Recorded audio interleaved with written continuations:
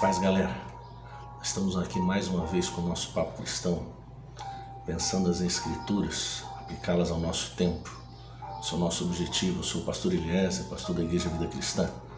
Nós vamos refletir um pouco sobre interpretar as coisas.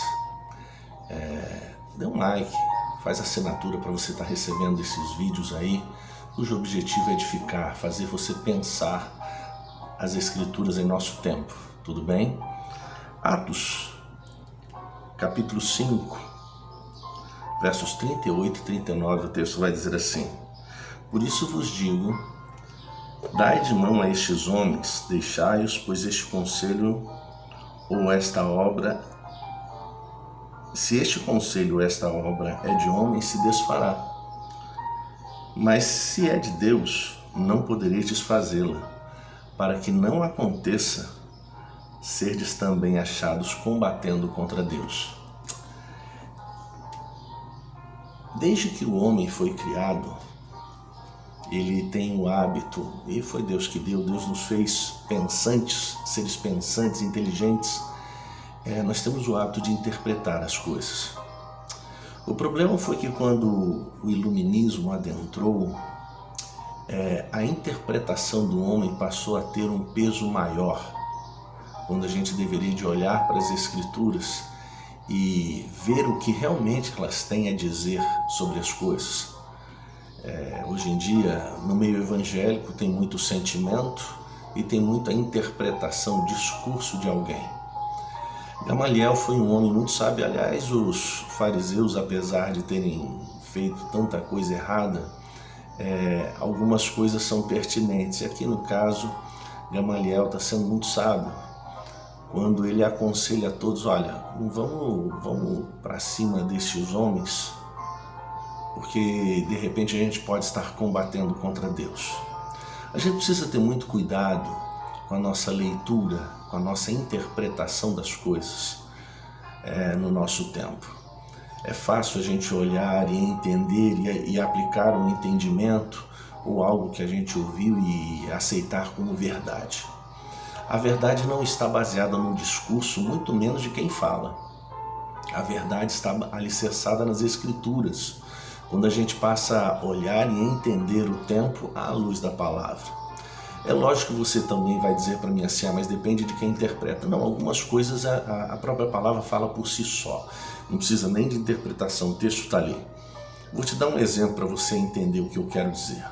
Se nós fôssemos fazer uma aplicação do ministério de Jeremias, do ministério de Noé, do ministério de Isaías,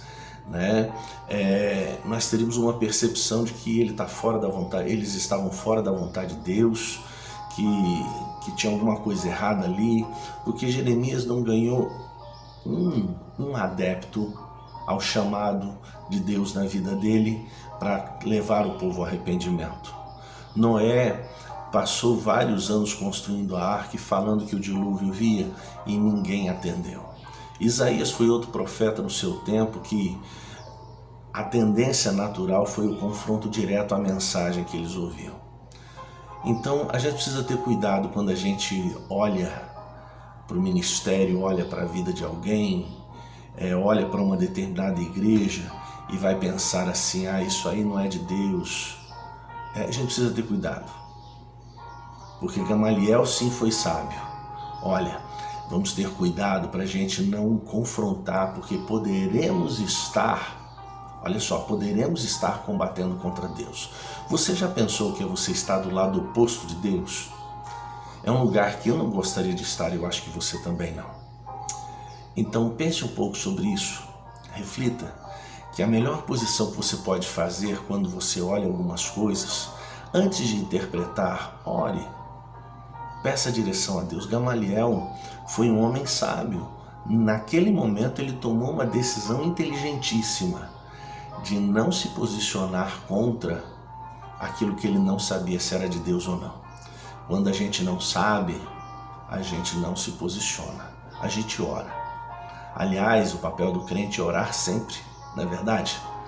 Então cuidado com a interpretação que você faz das coisas no tempo, a leitura que você faz, porque essa interpretação ela não passa ela não é verdadeira antes de passar pelo crivo das Escrituras e, acima de tudo, da vontade de Deus, que muitas das vezes nós negligenciamos, principalmente quando é aos outros.